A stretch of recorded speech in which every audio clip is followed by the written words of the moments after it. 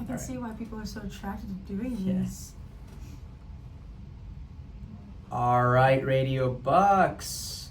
We have ourselves an interview hour. That is true. We're having one of our first interviews here.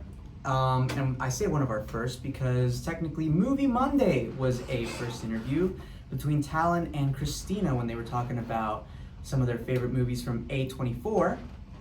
But today we have our very own student body president. Give us a round of applause for Najet! How are you doing, Najet? It's an honor. I'm very honored. I am very honored to have you on this podcast on the Radio Bucks. Obviously, we're trying to start this back up again and get all the student body. I remember when I was first here. Yeah. Like, it was, I forgot who was running it, but it was great. It was a great atmosphere to have. Yeah. They were definitely doing really, really good. Shame there wasn't anybody to pick it up after them, but you know what? Yeah, that's what happens with community colleges. Yeah. It's hard to pass on the torch to others. It is really, really hard. Things, and that's actually something that the student body, the government body, was trying to fix a little bit, but you know, there's always issues. Things happen, man. Things happen. So, tell me a little bit about Najet, who you are and what are you doing here? So I came to Bucks in 2023, right after high school. I went in as a computer science major, and I only had, I think, about 4 classes, one of which I withdrew because it was an online class and I completely forgot about it until I got an email and I was like, oh, hey, UBD. I just didn't want to fix it. Yeah. Online classes will do that to you. You really gotta stick to those. Requires a lot of discipline. Yeah. I didn't have that at the time. But I didn't know you were actually majoring in computer science beforehand. Yeah. That's something new I learned about you today.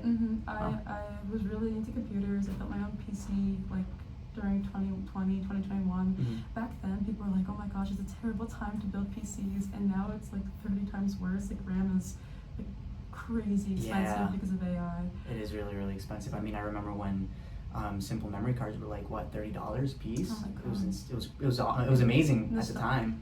Now, like, you grass is always greener. Yeah, grass is always greener on the other side. We never appreciate what we have now, but So then you said you started out with computer science. So what's your major now?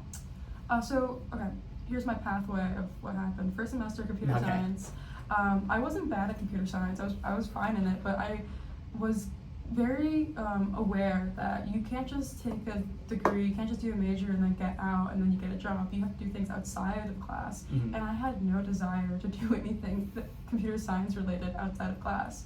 So it's one thing to get a good grade, but you know, that's not what jobs look for, that's not what internships look for. So I decided, well, what I do outside of class is art. I draw a lot, I engage with other artistic people. So I changed my major to multimedia. I had a whole semester of just really awesome drawing classes and design and filmmaking, and then I realized, I don't want to do this outside of class either. It's fun. I really like it. But to do as a job, it would probably kill you, right? No, it's just like it's a lot of energy. Like it didn't come natural, and it was. It's a lot of work to actually be artistic, and a lot of dedication. Really is. It's a lot of ego, not ego in a bad way, but trusting yourself. And I didn't have that when I was 18 years old. I don't think people who are 18 should trust themselves. It's a bad message, but you should question yourself a little bit. And that semester, it's good to be humble. It's good to be humble at any age in life. And grounded, and know that you know your limits, know where you're supposed to be. But that semester was a really fun one. And then I had the summer to think, and I really sat with this, like, it was like eating at me. Like, what do I actually want to study? Because I was very depressed with community college, because you could be at community college for way too long. You don't actually need to leave. You can just keep taking classes, you can keep changing your major, you can take and on and on and on. You have to see it after community college. A long-term goal.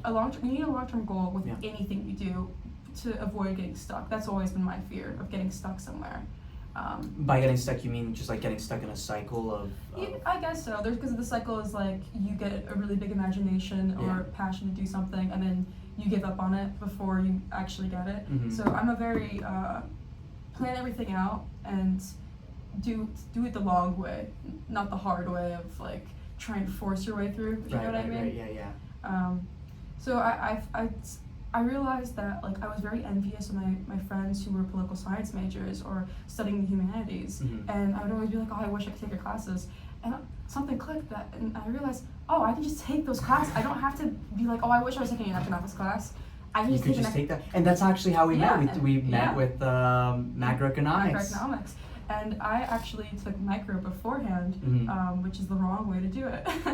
Yeah. So, but yeah, you community college is so awesome because once you like remove yourself from the idea of like I need to take this degree and I have to do this, it just becomes a playground of exploring your interests, and who you are is revealed in those things, and opportunities get revealed, and jobs and stuff like that. I feel like that's definitely one of the biggest I guess advantages to community college, right? Is because you're not really set into one specific major. You have that freedom to really kind of explore who you are. Like just as you just mentioned, it is a really big benefit. And because it's cheaper, you don't have the stress of like I have to do this now. Yeah, you don't feel that financial burden at all.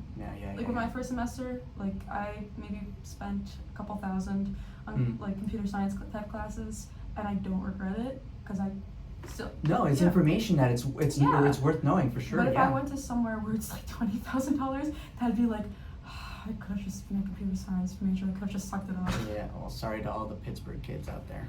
I'm sure they are feeling that burden for sure.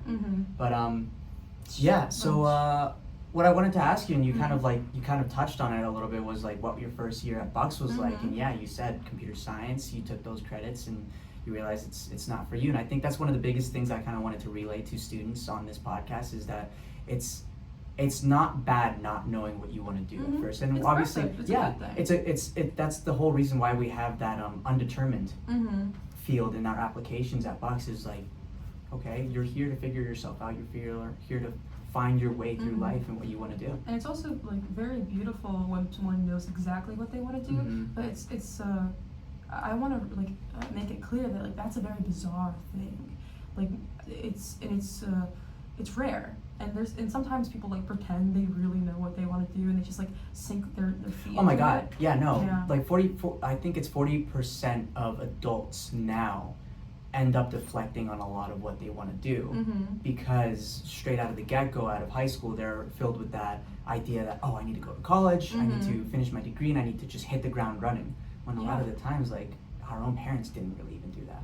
Like, it's really interesting how Americans' relationship to college is like 17, go right to college. When, at least in my family, my Tunisian family, some people will wait, they'll work a little bit, like it's a very common thing, and then they'll try and get their resume up and things prepared so they can go to college overseas. So like I know a handful of Tunisians who are 24 first year semester at like DC schools or stuff like that. I wasn't aware of that. Like it's very normal because the value of going to a US school is more than going to one in Tunisia. So maybe they just keep reapplying. Like it's different experiences with all that. And in my ideal world, maybe people want to go to college until they're 20, or like maybe their mind is fully developed. Yeah, because well, 25-year-olds at college. Well, it seems bizarre, but like your mind's fully developed. Like you know what you want from your education. That is definitely you true. have real life experience. And you can make better decisions at that point as well. But it's really unfortunate that college is a barrier to like having a higher or like a standard, like an average standard life for a lot of people. I also love trade school. Trade school is awesome. Trade school is a very big thing, especially now. A lot of the trades laborers are dropping nowadays. Like nobody wants to go into the trades anymore, and like it's really sad to see. Actually, as me, a tradesman myself, I'm a carpenter when I'm not at school, and it's very surprising. You see that age gap because it's either someone is about to retire in the next 5 years, and or they're my age. There's nobody in the middle in their 30s, 40s, 50s that are still working. And it's really sad. Yeah, and like the applications to get into the trades is you maybe get like 20 or 30 people a year. It's not that much. It's not, that field is ripe for the taking for those that want to join straight out of their trade in college or even their apprenticeships. Like a lot of these places are offering apprenticeships now, and it's a perfect opportunity for those who probably say, well, college is not for me. There's got to be something out there, right? Yeah. Other than the military, because I know nothing wrong with the military either. Like God bless our troops. I respect the military deeply, but at the same time, if the military is not for you and college is not for you, you have those trades options right there. A lot of people have different commitments and they can't afford to give the time to do certain things. I really love the trade because I just think it's so attractive to be able to do things with your hands and physically, and like it's very grounded in the material world, and it's where everything is. Like the building that we're in, it's built off of people who use their like informed, experienced labor. And college is a little different with how it, like sometimes a big complaint I see is like college did not prepare me for my actual job. Like trade schools at least are very like you're doing the thing you're going to do later. You're practicing, you're honing in your craft. It's artistic. Every part of it is artistic. I wanted to be a do you know what MBIT is? I do, yeah. Yeah, I was gonna go to MBIT to become a welder because I really loved the metal arts and everything like that. I ended up not going because I think I forgot. I truly forgot to do the application, and like the next year came and I was like, oh yeah, can I join the welding thing? And they're like, what? You should have applied. Like, you missed the deadline like months ago. That was a year ago. Was this another caffeine-induced frenzy that you might have gone through? Don't build that narrative of me. No, I'm joking. I think I still probably will become a welder. I have a lot of interests. That was also another issue when it came to choosing my major. I just had so many interests, and it was a matter of like, what do I like really dive and allow to flourish within my life? Like, what do I focus on right now? Like, what do I use my youth for? Yeah, that's true. Because like something that I thought about with trade is like it's a hassle, it's a toll on your body. My one friend does flooring, and I've been begging him to please. His knees were probably like on fire every him, single day. Please do stretches, please do anything. Does he wear his knee pads? God, no. Oh my God. Yeah. He's a man. Why would he do that? It's a feminine thing. To care for yourself. It's a testosterone thing. We're not gonna do that. Why would we need our protection? I will live forever. I'm Wolverine. I heal really quickly. Like we don't have living examples right in front of us who we're working with. Yeah, like you're sitting next to a guy who's had like 5 back surgeries, and he swears to God has double nothing knee to replacements. do. Yeah, it's crazy. Just something about his lifestyle, nothing to do with the thing he does 40 hours a week. Yeah, no. But you had mentioned like opportunities and how you kind of want to like you have to practice for what you want to go into later on, and that's kind of like what I also like about this college is that it gives you a lot of career opportunities, and they have a perfect pathway into internships that you can go to down in career services and what is it not administrations but advising and transfer advising and all that. Like their roots into what you want to do in your future, I really respect that about Bucks, and I kind of just wanted to ask you too. Is like, well, one, what's your kind of stance on like their pathways after Bucks, and what do you admire about Bucks and all their systems? That's a great question. So I actually I'm in the process of starting. Well, it's not really like in the process. I don't know where it is at right now, but I wanted to build a catalog of interviews with alumni that students could access and see where people went after Bucks, and see the many like jump shoots, if that's a word, that people went. And well, for what I'll say with advising and what Bucks has given me is like internships. There's a political internship, and they connected me with Diane Marseglia. She's the county commissioner, and she got me an internship with a state representative. And then I asked her, hey, could I have another one? And then she gave me another one. And it was awesome. It was like the first one I paid for because I got a credit for it, and the other one I didn't. And that internship has given me more opportunities following it. And like people say, it doesn't matter. It's not what you know, it's who you know. That it really does matter. It really does matter. Because you can know everything, but you need someone to recognize that you know those things. I was just talking to my philosophy professor about this. I forgot, he said the name of the guy, but we reflect off of other people, our identities. Like it's a little bit of an argument. Like, do you like the saying, if a tree falls and no one hears it, did it actually fall? Yeah. And in some ways, like when it comes to your career, the same thing applies. You could be the best carpenter and something like that, but if you don't have someone who recognizes that and doesn't show others, it doesn't really matter. Yeah. Like word of mouth, things like that. Like your reputation precedes you. It carries on for you. It's like the echo of the tree falling. But someone has to hear it first. Yes. So leave good reviews at restaurants. Those matter. Yeah, and if you like review bomb and like put horrible ones that also. Then the tree's fallen. The tree is fallen. The trees are. Yeah. Oh yeah, that's true. But yeah, it's definitely right about it's important who you know. Yeah. I guess Bucks does a really good job at that too, right? Especially because our county is like really powerful. If when it comes to politicalness, our county is I forget the word, but we just have a lot of political power that we as students, because we're like 17 to like early 20s demographic, we're a very desirable group for advertisers, for politicians. Like we are being bombarded with a lot because they want us so bad.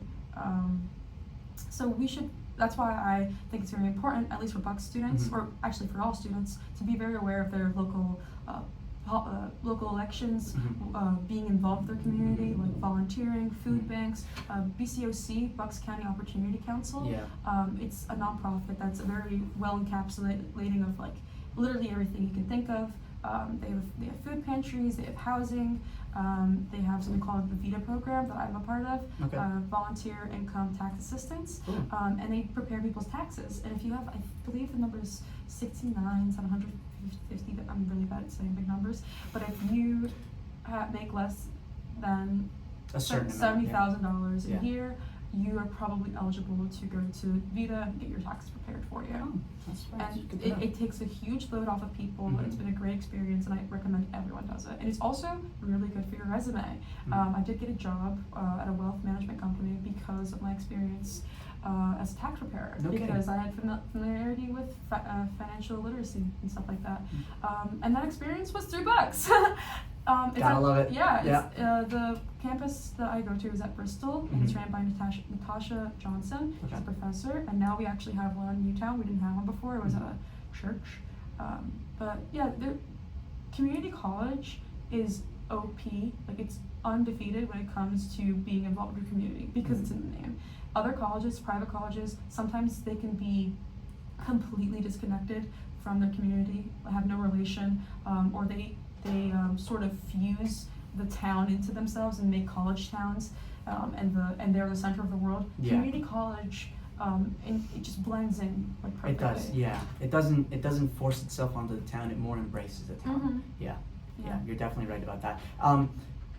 Touching a little bit more on like your internships and your opportunities, I know you had the pleasure of working for a political campaign, correct? So was that through the college itself? Did they get you kind of tied into that? That was through Diane Marseglia. That connection that you knew about. Do you want to talk to me a little bit more about that and what that experience was like? Yeah, so I was originally doing an internship with the state rep, and the state rep, actually, not the state rep himself, but the person that was running it was like, you should ask her for another one. Like I was encouraged to just ask for another one because they weren't giving me many hours, and I was wanting to do more, and they didn't have more to give me. Right. So I asked Diane, and she forwarded me to a political campaign for the Court of Common Pleas, and it was a court 4 candidates.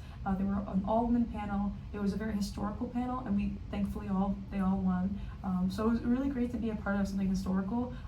Like there was many firsts achieved, and it was a great experience because my campaign manager, God bless him, love him to death, Justin Latito. I've never actually said his last name, so I don't know if that's his last how do we pronounce it. Very, very tapped in, very well articulate. He's a very intelligent man. Like I would do donor research, right. Which is where you get a list of people who've donated to campaigns in the past, and you sort of just keep track of that and just see how many times they donated, or just their donation history and stuff like that. So later on we can call them and see if they'd be interested in donating to this campaign. Okay. And that's during call time. That's a other process. But I would just say a name, and he would know who the person was. Oh, wow. And it doesn't matter how significant they were or how like small or big. Yeah. There was actually a very interesting person I saw, because I would when donor research, it's not just like I keep track of their history. Yeah. I like sleuth to find out who is this person, like where do they get their money from, what are their interests, things like that, because it's very common to see someone who donates both to Republican candidates and the Democrat candidates within the same campaign. Like they're like sometimes they play both sides. And well, I think everybody should just try and play both sides. Like this whole thing about being extreme one or the other, you can't have one or the other. You kind of have to have the balance of both, right? And that's the whole point of the two-party system. Yeah, well, the interesting thing is Yeah. it's like within the same race. Do you know what I mean? Interesting. Like it's a little like interesting when someone donates, and also the dates are interesting. Mhm. Like within the same day, they donate like $500 to Donald Trump, and then the next day they donate $250 To Kamala Harris? to Kamala Harris. Yeah, I So- didn't know about that. And like there's many different reasons for why some Mhm. people have interesting donation history. Yeah. But that was a very interesting experience. Yeah. The person I was going to mention before was, it was someone that I tried to find information about her, and the only thing I could find is that she's a stay-at-home mom. Yeah. And she like would donate like hundreds and hundreds of thousands of dollars to just like random people throughout the country. That's really, really interesting. So kind of a little bit more onto your political stuff and like what you've done. I kind of want to know like what's being president of Bucks Mhm. like what's your day look like around here? I'm Mhm. assuming it's filled with a lot of meetings, a lot of events. I know I caught you the one day running to one of your meetings that you had to go to, and I didn't want to take your time at that point. Obviously, Oh, that's kind. being part of the student body is very important around here, and you got to get stuff done. So I kind of just want to know a little bit more about that. Like, what do you see happening on here in Bucks, and what's that like? So my last semester, that was the sorry. Last semester was more like packed with stuff to do. I also had like a full semester, so that made it also much harder why I was running around so Yeah. much. It's calmed down now because I'm a part-time student right now. It's my last semester. My first meeting I remember was with the what's it called? This safety department, or the head of security and safety, and they were just asking me like, what do you, as a student, like feel is going on? Do you feel safe? Things like that. And I remember mentioning to them like we definitely need speed bumps in the parking lot because there's some like young people who will have farty cars that fart all the way down like really fast with like shaved off, what's it called? Gussets. What? What's it called? On the cars? You know when the car is farty? Oh, like the catalytic converters when they cut those off, or the mufflers? Sure, yeah. Yeah, when it's just like sounds like yeah. Like a farty car. Yeah. Like, Yeah. yeah, there's some people like they can drive real fast down the parking lot, and I would just prefer if it was like what's it called? Speed bumps? Speed bumps. We do have speed bumps in campus, so probably like incorporating more speed bumps. Yeah. Yeah. So my general role for a lot of things is I'm a student representative in a lot of ways, and I do like that I am given a lot of grace because I am a student. I have a lot of other commitments to do, so people will forgive if I'm late or if I'm a little lost or not really focused on certain things, but I try to be as focused as I can with a lot of things. That's cool. So you believe that the main focus should be the roads, and then I think you and I were talking about earlier with like the doors and accessibilities on campus, so right? the Ethan Greco, I believe that's his last name, he has a very lovely disability index project or accessibility index project where he basically he went to each campus and measured and took track of how accessible things were from, and he did it from the perspective of like every disability that he knew, like I guess because he knows a lot. Yeah, he's the head of the Pride and Disability, right? I don't feel, not currently, but he was, yeah. Okay. And he brought to my attention like there's a lot of glaring issues. Like doors sometimes don't open. When it gets too cold, sometimes doors won't open like at all. Yeah, the systems kind of tend to freeze or overheat. Yeah. And I forget where, like if you go up there with the multimedia place, there's like a trap, like it's literally a trap for if you have a wheelchair, because it's a ramp up and the button's a little hidden. So once you press the button, you have a limited time to get through both doors. But if you don't get to the second door, you're stuck in an in-between section. Like a little foyer? Yes. Are you serious? And there is no button in that thing, so you just have to wait. Yeah, that sounds like something needs to get. Yeah, and it's like a blaring issue. Yeah. according to Ethan, his friend like has been stuck many times because it's not just like they're rolling through. They're usually carrying stuff because it's an art studio. Yeah. They're like carrying those big canvases on their laps. And then you have to roll very quickly, and it's very anxious filled. Even if, like, let's say it doesn't happen often that you get trapped, I don't think anyone should feel that much anxiety going through a door. Just to make it to your class. Yeah. And like just like being sick, it's removing your autonomy. It's like dehumanizing in a lot of ways. A lot of your independence is being removed from you because of that accessibility to your class. And there's like some what's called like the metal lips over doors. Some are just completely like uprooted and will get caught on wheelchairs. And something that I was telling the foundation board, because I'm the student representative there, is like please keep in mind as you travel through the campus, like see it through the perspective of someone who has a disability, who may not have the same movement ability as you, and see how there's issues everywhere. Like it's like not good at all. According to Ethan, at the Bristol campus, the Epsom campus, there's like no ramps. There's only one ramp entrance. So that means if you're trying to get from one end to the other, you're going to have to like it's just so troublesome. Like I the mental load that I have as someone who's not disabled, like that's enough for like getting I have to go through here, I have to go through here. If you like put in on top of that being disabled and you have even more of a stressor, that's just crazy. It is really, really crazy. It's very I don't think it sets you I up don't even well. know how half of the students just like manage. They have so many classes. I speak to some people and they're loaded up with 6 classes at a time and during a semester, and then they're on top of their clubs, on top of their work, on top of co-curriculars. Like some of these students that I get to talk to, they're impressive. Very, very impressive. And then to add a disability on top of that, that's community college students are undefeated. we're goated. We're goated. We're goated. We're so goated. Like you'll meet someone who has 4 kids. Yeah. You'll meet someone who's a veteran. You'll meet like so many different types of people, and we're all trying to become better than we were before. We all have goals in mind, and that's what I love so much about community college, because like Ivy Leagues, they probably have well, they definitely do have very ambitious people. Yeah, for but sure. Community college has a very good mix of like the craziest, most ambitious person you've ever met, who balances so many responsibilities. There are some people who are like, I don't know what I'm doing. I'm here because my parents want me to. And like we said, that's totally fine if you don't know what you want to do at first. That's the whole point why we have these pathways and these systems in community college for that. You're taking a huge step even being here. You're showing up. You're showing up for yourself. You're showing up for your education. That's actually a point I wanted to make even to a lot of the students who will listen to this eventually.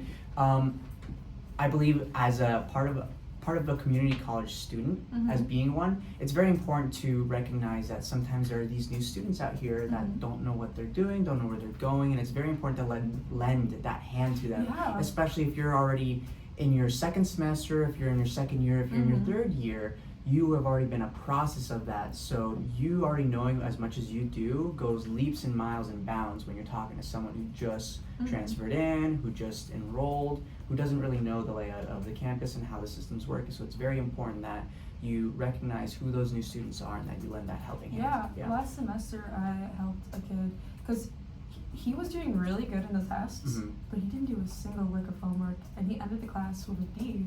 And he got A's, and the tests were really hard. It's like bad habits like that. Like something I like to tell people is certain college classes, they're not hard, they're games. Like sometimes, like we had Professor Coca who was very strict about attendance, which I fully respect. Except when he marks me late for being 2 minutes late. That's a little much. Especially if you beat him into class. I know. There's got to be like some sort of bylaw for that. Something, man. Maybe we'll have to look. Professor Coca, we're coming after you. We love you. We do. But like so like some people who are so used to their habit of like not showing up to class at all. Like they perform well, they do all the right things, and they still get a B. Well, like grades aren't actually reflections of how much you know. They're a reflection of how well you play the system. I saw something that said like the reason why jobs all require degrees is because they want proof that you can play the system. Correct. You can follow the rules of the system. And I have my own personal opinions on if I even respect that as an idea. But arbitrary, I said that word wrong. Arbitrary systems, and then how you rationalize them and you play with it. And we do that with everything. High Correct. school was that. We had very specific rules that you have to do, like raise your hand to go to the bathroom. If you didn't, then you're a troublemaker and you get marked for that. Now they don't even care. You just walk out. We're given more autonomy, more responsibility, but that's the thing. Yeah. Because we're given so much individuality and our own autonomy for doing things. You're more responsible for yourself. You're more responsible for yourself. Like, if you walk out of class, your professor's not going to ask you. They're not going to check in on you, unless they're a kind professor. And it's not that they owe you that, but like they have to focus on the class. They have to focus on the other people who are paying. They have higher responsibilities beyond that. Yeah. They have these students are paying thousands of dollars to be here. They want to learn. They want to focus. And if you are not taking it seriously and you're not showing up, they're not going to like try and pull you out of it. In high school, they will get you everything, like all these resources to try and help you, because if you're showing this behavior in high school, you're going to show it later. Yeah. But I personally, as a student, I try to help other students that I see are very promising, but they're not playing the system right, and it's only hurting them. So then, talking about that system and like new students who come in and you have witnessed in being a new student yourself, obviously, what kind of advice would you give those new students? It may be stressful, you may be tired, but it's easy. And I have a very toxic opinion that nothing is actually hard until like, you actually do it, and then like afterwards it'll be easy. Like the reason why I love math so much is I'll be looking at a problem and I have no idea how to do it, and then once I learn how to do it, it's like, oh my gosh, this has been easy the entire time. I love the aha moment. I love to understand things afterwards. Like I used to like lift the hood of my car, just stare at it. Would you really? Yeah. I would just stare at it and be like, I'm going to understand this someday. And like I would just absorb the feeling of like not understanding a single thing. Because there's a beauty to not understanding something. Like if you think about when you were younger and like there's like a lot of things going around you. Like let's say you're like watching the news on accident, because no kid's watching the news on purpose. You're just walking into it. Mom or dad has the news going, or grandma and grandpa, and you just happen to walk into the room and you're like, oh my god, what is that? What's happening? Yeah. And then like the feeling of like pure naivety, just looking at that thing and then having hindsight of like, oh, I watched 9/11. Oh, I watched this happen. I didn't realize what was going on. The Arab Spring. The Arab Spring happened in Tunisia, and that's where I'm from. I remember like I just had memories like 2012. I'm like, something's happening. I don't know. I think my family's okay. I don't know. They must be. I talked to them. Yeah, I was on the phone with them an hour ago. Yeah. Something's happening. Yeah. Then like years later, I like learn about how like important and incredible that time period was. Or actually, I wouldn't say incredible because I don't know anything about that. It's a bad thing. I should actually learn. I think it's a good thing. I think it's a good thing. Nothing in Tunisia? The Arab Spring. Wow. I should learn more about it, but I don't. I do know it sparked off a revolution that was, I believe, positive. I just don't know that much about it. You can always fact check after this too. Yeah. But speaking of the car thing, do you understand more of what's under your hood now yet, or? I changed my brake pads, but that's not under my hood. But yes, I did change my brake pads. Well, you learned a new component about your car. Yeah. So that's good. There's too many components. Yeah. Me personally, I would make it a little less, just to make it more understandable. You just need the go, you need the brakes, and that's it. Yeah. And a motor. Not even a chair. Yeah. That's a little. Do you want to stand in the car? I could do Flintstone. Okay. Flintstone it. Oh, then you don't even need a throttle. You just push the car yourself. We'll make aluminum. Well, there's already aluminum frames. We'll make titanium frames and have everybody push their own vehicles. Yeah. That'll save emissions there. A bike. Yeah, a bike's a good choice too. Yeah. Wouldn't that be something else if everybody just started using bikes again? Yeah, I was in Amsterdam and I saw how amazing it was. It was like watching a school of fish. Really? Yeah. I'm sure the air was like a lot cleaner there. It was the summer, so people smoke a lot. Well, so Europeans. Am I right? Yeah. A little coming back to college and whatnot. So as the student body president, I'm assuming you had a lot of goals short term when you were first stepping into your role. First of all, do you feel like you were prepared coming into the student body president role?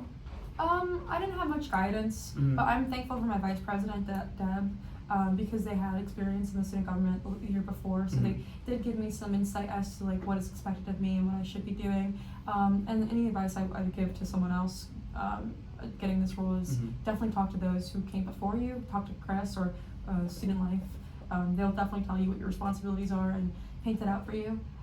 That's your advice to like Yeah. to the next Yeah, president yeah. stepping up. And if you have goals, articulate them. Tell others. You cannot get anything done if you keep them to yourself. There's like a weird mindset amongst, like, I don't know who in particular, but like I need to move in silence. I need to do everything by myself. I need to be independent. Yeah. But Yeah. nothing that's ever been good, that's been created, has been made by themselves. Like a lot of like art that's made today, Mhm.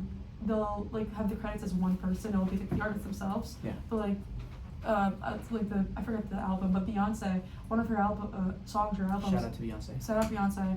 Call me. She has like, I forget the number, but a lot of songwriting credits because she credits everyone, people that she was inspired by. Like it's very historical. It's very, I love it. But yeah, everything requires a group effort and communication. Very cool. So, this is, I'm assuming your final term now, right? Mhm. This semester as student body president. Yeah. Do you kind of, what are your goals afterwards, after student body president? I'm assuming Mhm. you're going to be transferring to a different college after this? Yeah, so my goal is I want to go to a college that has a tuition that's like similar to Bucks, which Mhm. may be a little unrealistic, but I'm hoping that they'll give me enough money to have at least less than $10,000 per semester. But I'm not too worried about like what type of college. I know I'm going to succeed no matter what I do. Mhm. And I told myself that if I didn't get into a college that like financially fit me, I'd become an EMT or EMS. I actually don't know the difference. For a couple of years, Mhm. and soak that in, see what I want to do. Because I do have a medical interest. I watch a lot of medical dramas, so I know. A lot of Grey's Anatomy? No, House. House? Oh! Uh-huh. Guy with the cane? Guy with the He's cane. really good. Yeah, I want to be just like Yeah. him. I personally like the good doctor, Dr. Sean Murphy. He's my idol. I am a surgeon. I am a surgeon. Yeah. Yeah, they're actually made by the same guy. Oh, really? Yeah, both I the wasn't aware of shows. that. Yeah. So that's probably like same middle ground, I guess. So maybe I should watch House then. Yeah, I mean, it's like the origins. It's I don't know. Maybe maybe you might see like repeats or motifs. Topics and Yeah. whatnot, yeah. Oh. I also watched Hit. The Pit, what's that? It's an ER show. It's full. ER. No. So ER is emergency room. It's a TV show that was like early 2000s. I think the same time period as Yeah. House. And it's a spin-off of that, but it's not an official one. There's actually like a legal battle going on Okay. with it because I think the person that originally made the show died, and so ER is a part of his estate, and it was illegally made a spin-off because they used the same character from ER. They built off of him. Okay. So. Huh. Yeah. The only reason, like, not the show ER, but the only reason why I know of the ER, Mhm. I like, and this comes back to like accidentally watching the news, Yeah. or stumbling in. My mom really likes those kinds of medical shows and all that. Mhm. She was watching How Sex Sent Me to the ER one day, and I just randomly walked in and I'm like, Yeah. what am I watching right now? She's like, oh, we're watching this. I'm like, oh, Cool. what's ER? I'm like, oh, it's this. You're asking the wrong I asked the questions. wrong question at the Uh-huh. time, but keep in mind, I'm like, what, 6 or 7 years old? I wasn't Ah, interested in the 6, first 7, one. sorry. Yes, 6, 7. You snuck that in. You I know, I fell for it. I didn't even set that Oh, one up. okay, Yeah, okay. that was my own doing. Mhm. Yeah. Oh, what's it called?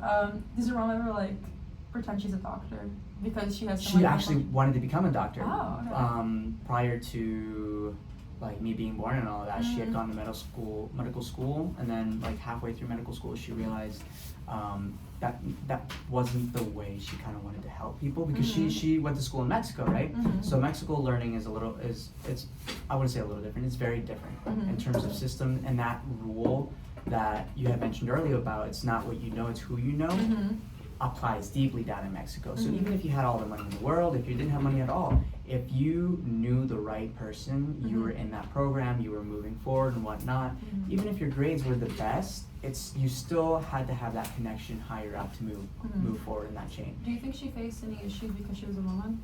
100%. Yeah. 100%. My mom's in her mid-40s right now, so she grew up during that time where a lot of the patriarchal views were still in effect in Mexico, and obviously Mhm. now like it's progressed a lot further. Mhm. People have equal rights and whatnot down in Mexico. Obviously there's still that corruption in the government, but I would feel like sex rights are a lot more equal now, and she definitely faced that when she was growing up. Yeah, she would tell me stories, and not so much my mother, but definitely my grandmother. She would tell me like the big contrast and difference when it came to education. Women weren't going to school in high school. What they only had elementary if they could afford it, and then that was it. They were either working at home, taking care of their brothers, their fathers, their uncles, and all that, and that was it. That's as far as women's life went in Mexico during my grandmother's period, and then obviously my mom's period. She got to go to school, she got to graduate high school and attend a university, but she definitely felt a lot of scrutiny going through college because she was always underestimated by her peers. Yeah, you need a good support system when it comes to college. If I was in that environment, I probably would be doing the same thing. It doesn't really matter. Well, it does matter, like how good you are, but like if you're being told constantly, or like you feel less than, you're going to perform less. Yeah. You're not going to do as well. Have you ever tried encouraging her to go back? I did try encouraging her, and I told her even like if nursing, there's tons of nurses. My girlfriend's mom, she went to nursing school in like her mid-30s. She's a professor of economics in India. Yeah. She's extremely gifted. She knows a lot about math, a lot about economics and statistics, and she was recently helping me and my girlfriend with our budgets and all that, and how we should be kind of analyzing a little bit more how we spend and how we can allocate a little bit more money for our house for our future, right? But then, yeah, mid-30s, she realized that she kind of wanted to change for her life. So she went to nursing school, and it's very easy to do. Or I wouldn't say easy, but it's very accessible. Yeah. Someone can access it really nicely, and there's that support system to become a nurse. So then that being said, like I tried to encourage my mother, it's the same thing. Like even if you don't want to become a doctor again, you can go be a nurse or be a nurse's aide or something like that. And she did end up helping a client of hers. She used to clean for a living, and through cleaning she met this lady who ended up passing away from lung cancer. So during her final stage of cancer, she ended up actually taking care of her and helping her at the bedside and whatnot. And she kind of became like a nurse's aide. She didn't perform any of the prescribing or anything of that, but she still helped along with the baths and nutrition value and all of that. So she did fulfill her dream of taking care of a patient in that sense, and she was very grateful for it, to getting to know the lady and getting to be a part of that the last part of that lady's life. And she realized after her passing, like it would be very hard for her to continue doing that with new patients every time, cycling in and out. And obviously you have your ups and downs about nursing. Like shout out to all the nursing majors who are going to be continuing that role. It's very emotionally. It has a big emotional toll. It's a lot of energy that you expend emotionally, constantly. And there's a lot of respect. There's a lot of need for it. You have to be there, like mentally, every day, because a wrong move can be. That's a life. It's a lot. It's a lot of responsibility, and I love nurses. I saw like someone who said like, I don't want to be a nurse and wear a frilly dress, and I was like, you have no idea what nurses do. No. You just like I hate nurse disrespect. Yeah, I recently read this book. It's called Mauled. It's about this guy up in the Canadian Rockies, and I used to live up in the Canadian Rockies, so like at the time I was just looking at books and stuff to read on the local area so that I could get a little bit familiar with it, right? So I read this book, I picked this book up, it's called Mauled, and this guy, he was on a hunting trip in the back country of the Canadian Rockies, and as he was approaching his camp, he ended up stumbling upon a baby cub and a mama grizzly. During that time, he got severely mauled and he needed to get himself back to the hospital. Well, I would say a whole half of the portion of the book, a lot of the credits went out to the hospital aides, the nurses, and the doctors who helped him out, saying like, these people are incredible. Their knowledge that they possess, their physical attributes. He had mentioned that a 5'4" woman was able to pick him up off of the stretcher, bring him into the hospital, put him on a different bed and all that. She was 5'4", to his knowledge. He knew himself weighing at like 240 pounds at the time of that incident. Yeah. That's insane. That's like adrenaline. Yeah. That's nurses are incredible. Yeah. Yeah. Their cortisol levels must be so high. Yeah, I couldn't imagine. Oh my god. Yeah, and that's sort of why I was interested in becoming an EMT or EMS. I could definitely see you as an EMT, and I think you and I talked about that earlier today too, or not today, but in the past. Before. Yeah. And I also think because it's like 6 months training, it's something I can do really quick, and get in, get out, like career-wise, and like the theme of all of this is you can change your career. Your mom wanted to be a doctor, didn't fit for her. Mhm. She still got to taste Right. like what she wanted before and decided that it's not for her. Mhm. And it's that's what I love about life. You don't actually have to Yes, commit to something. that's the big misconception. Everybody's sold on I do one thing and I do it forever. Yeah. That's not the case at all. Mm-hmm. I started with carpentry. I'm about to change my career again. Mm-hmm. You started with Computer science. You're changing your major. Mhm. My mother started with doctorates. Now she's working at a hospital still, but she's in the office. She's in, still like close. administration. Yeah, it's- So just because you love something and you want to do that, it might not be exactly for you, but Mhm. that doesn't mean you have to give that up. There's Yeah. there's different ways you can help. Mm-hmm. Yeah. Yeah. And community college is a great place to. It's transient. Mhm. It's like a stepping stone Correct. for a lot of those changes, and I love it. It's great. Yeah. Yeah, I really do love it. I think we're coming up on our time Mhm. pretty soon, so kind of with the closing statement, Najet, it was awesome having you here. Thank you for having me. Got to learn a lot about you. Mhm. Stuff that I didn't even know about you. The computer Mhm. science stuff was actually like Yeah. really informative about you. Mhm. The car thing is. I could teach you more about cars. I You would know, love that. Bucks County has its very own I learned that recently. sports car club. Oh, I thought you were gonna say mechanics like classes. I Oh, think. yeah, they do have a whole Yeah. trade section. Yeah, to Mhm. people who want to join the trades, we Yeah, have come to trades. Bucks, We have dude. trades classes out here. Mm-hmm. I just forgot something I wanted to Mhm. touch on, but I guess it wasn't that important if Yeah. I can't remember it.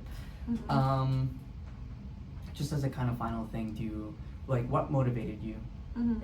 in college, and like how would you tell other students to motivate themselves? My relationship to motivation is not inspirational.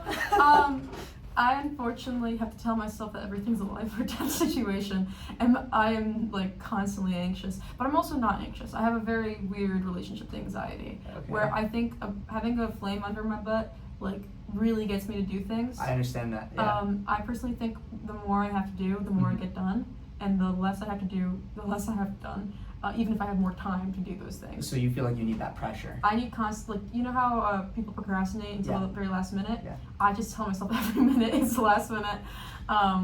And like this semester has been a bit more quiet, my motivation level is low, it's winter. I've been starting to take my vitamin D. Everyone needs to take their vitamin D. Yes. Seasonal depression is no joke, people. It is, like, if everyone around you is feeling bad, Yeah. it's not just you. It is an outside source, and it's probably your vitamin D. It's probably not seeing the sun. Probably not. Or you're not socializing, or like, because the winter can be very hard for a lot of Yeah. people, and it's been a hard winter, especially this winter in particular. Mm-hmm. Yeah. What about you? How do you deal with motivation? My way of motivating myself? Yeah. Comedy. I laugh at Mhm. everything, Mhm. even if it's really something I shouldn't be laughing about, which might be inappropriate at times. But Mhm. to those who know me, I try and laugh through everything. Do you Even laugh? I recently crashed my car, and like, yeah, I know, Why right? did you Crazy, do right? that? I think it was 2 weeks ago now when Mhm. we had that surprise dusting in the morning.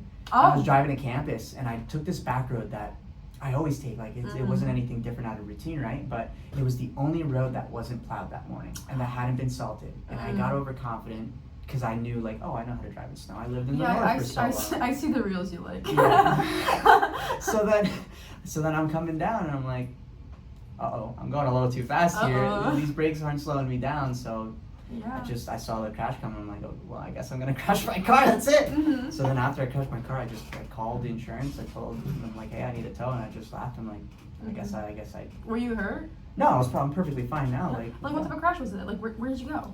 I ended up going into the ditch. Mm-hmm. So there was kind of like, it was a main intersection. Mhm. There was somebody's house. There was a light post, and then there was a tree, and then there was a whole like thing of bushes. So Yeah. as I was coming down, I assessed my options. I was like, well, I don't want to go and hit somebody's property or an electrical thing. Or I don't want to go into traffic. And I could hit the tree if I wanted to, but what if the tree hits the house or something? So I was like, my best option is just hitting the bushes. You should never hit the tree. Trees are so dead. Like trees. I know. You know that, right? Yeah. Okay, good. My coworker got into a really bad car accident, and Yeah. she hit a tree really. Like the tree always wins. The tree always wins. And the same thing applies to lampposts or like with the power lampposts, Mhm, because yeah. those are trees, I believe. they're as dense. They're buried. Yeah, they're tree posts. They're made out of trees, but they're Mhm. like buried 10 feet down in the ground, so they're sturdy. Mhm. Yeah, it takes a lot. Like Yeah. not even an F-150 can take those things down. Mhm. So. Yeah, you made a great choice with the ditch. Yeah. Did it feel fun? Oh my god, it was great. My car bounced. It went Uh-huh. a few yards into the ditch, and I was Mhm. like, okay. Awesome. Car's Okay. fine? Oh no, car's destroyed. Oh. I gotta get a new car, but that's. R.I.P. Oh well, Yeah. that's the comedy right there. That happens. Yeah, it happens. Everybody gets in a Mhm. crash eventually in their life, even if it's a minor ding of the garage door, you know? It's scary. It's so scary. Have you hit something before? No, I hate I haven't hit something yet, and I know my tire's coming.